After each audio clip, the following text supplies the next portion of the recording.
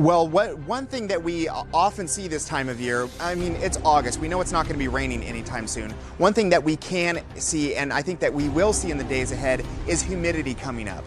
That spot in particular often gets winds coming in off the ocean. It squeezes through that little gap there and then swirls around, and the humidity comes up. Even though it's windy, we tend to see that almost each and every morning, but it hasn't happened lately. But in the days ahead, I think that it will. I want to show you for context what's going on here, folks. The traditional way that we encounter fires this time of year is there's maybe one or two that break out.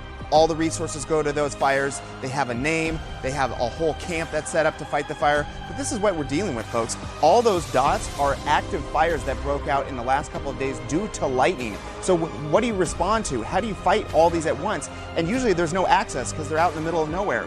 Folks, this is going to be a tough one.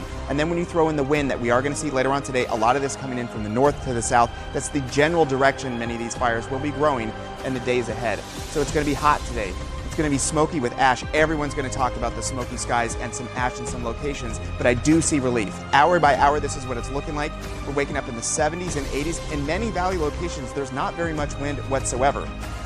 We are going to see temperatures scoot on up into the triple-digit plus range. Again, another day of excessive dangerous heat. Folks, we've got much more on the firefight ahead and the weather changes because there are some things that I'm seeing, Brittany, that are going to be very beneficial to fighting the fire.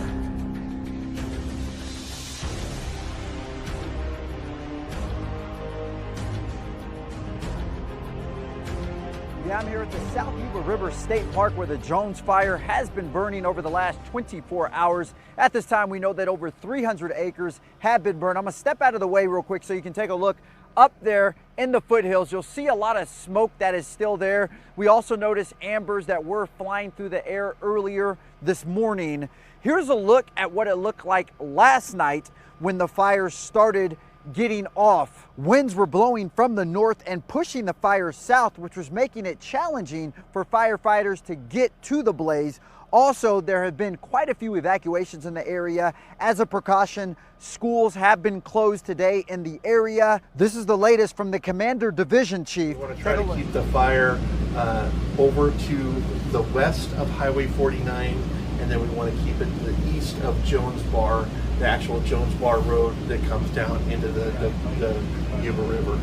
The main thing right now is just trying to control the fire. Crews are expected to be out here all day trying to get some containment on it.